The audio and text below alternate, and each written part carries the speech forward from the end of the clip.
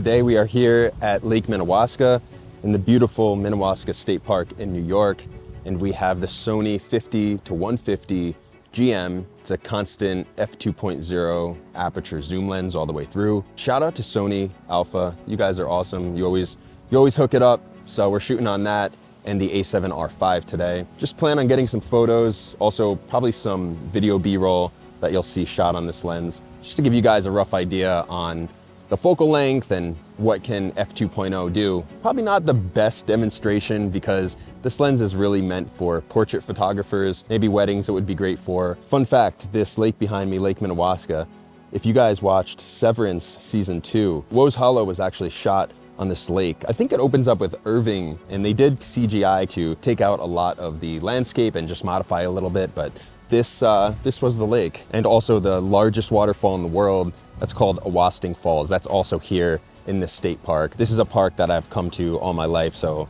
watching that show, which Julia, my fiance, and I were kind of obsessed with, seeing them just randomly film almost in our backyard was kind of a cool experience. Anyway, that's that. Stick around if you want to see some test images with this new lens shot on the Sony A7RV.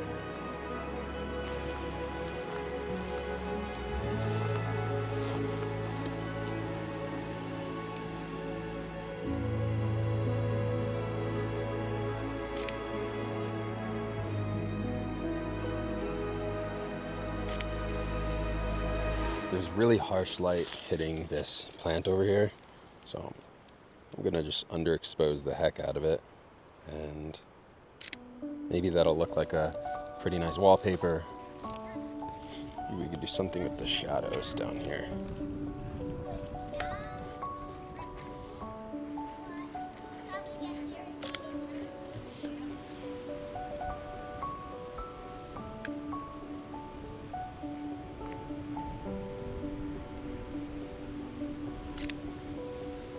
Pretty cool, actually.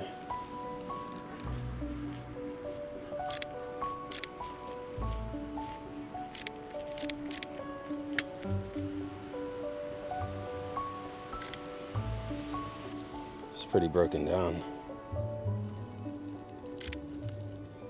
Now, I gotta be honest, especially on a larger lens like this, I would definitely be looking through the viewfinder.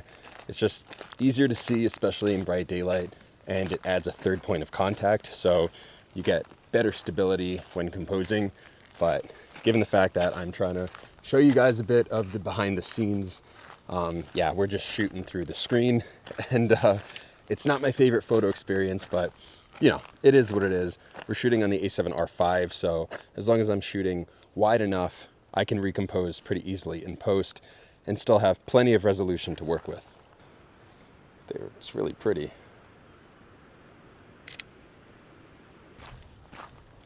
Now, since having this lens, I haven't shot a wedding with it, but I have shot plenty of weddings in the past.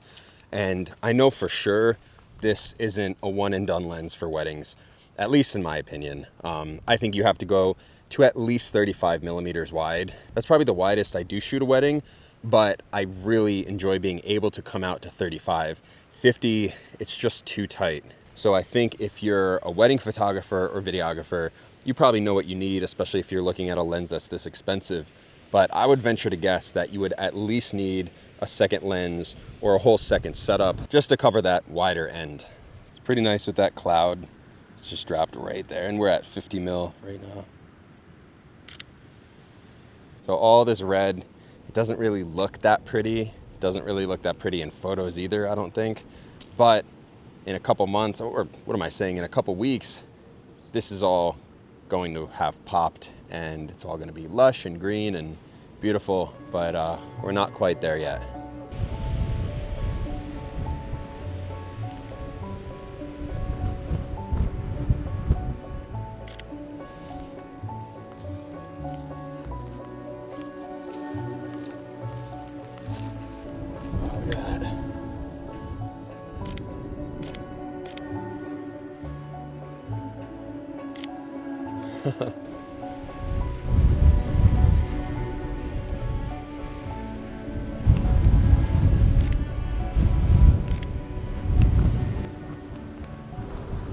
Trying to frame up some of the mountains beyond this tree line.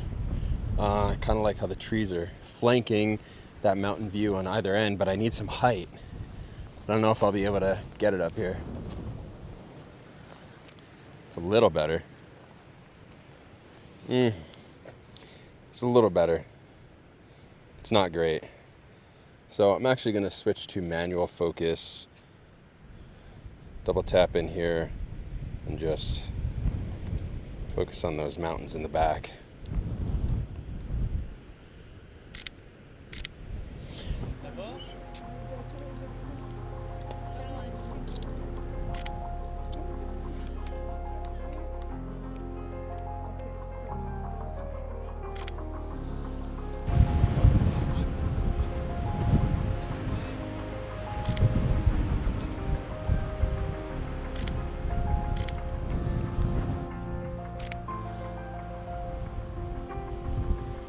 Trying to find an interesting composition here.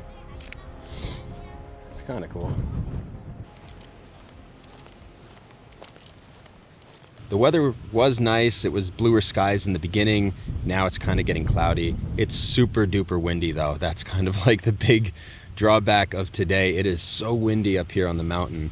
And I wanted to get some birds, ideally some hawks or birds of prey, but it's just so windy. I've barely seen any birds. I saw like a couple hawks before, but they were a little bit further away. And that's one of the things about this lens. It's like, it like wants to be a telephoto. Like it has that white color too. It wants to be a telephoto, but is 150 really telephoto?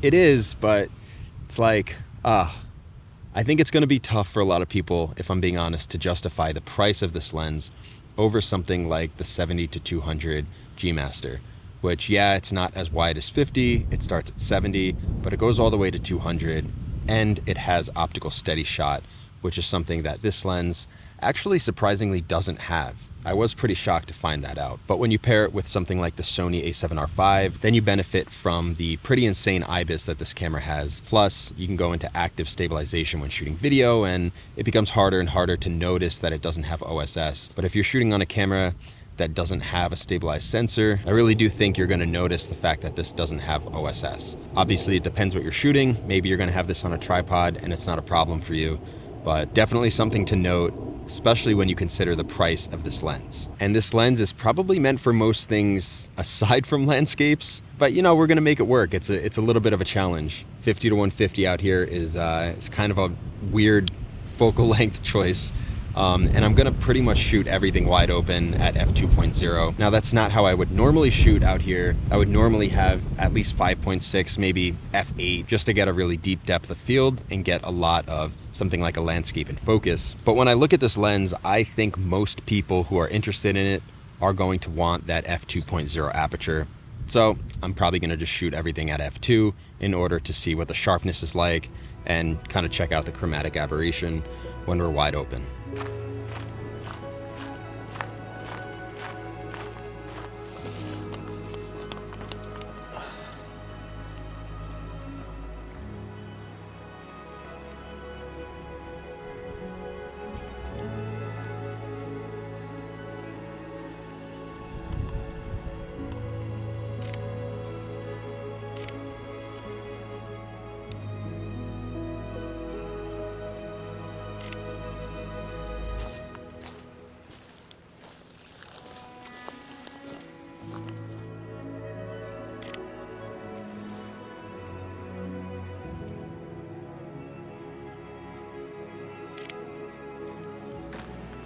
So if you're somebody who thinks that going from f4 to f2.8 is a big deal, it gets kind of crazy when you realize from f4 to f2.8, that's one stop of light. Now from f2.8 to f2, that's also one stop of light. So the jump from 2.8 to 2 is actually as big as f4 to f2.8.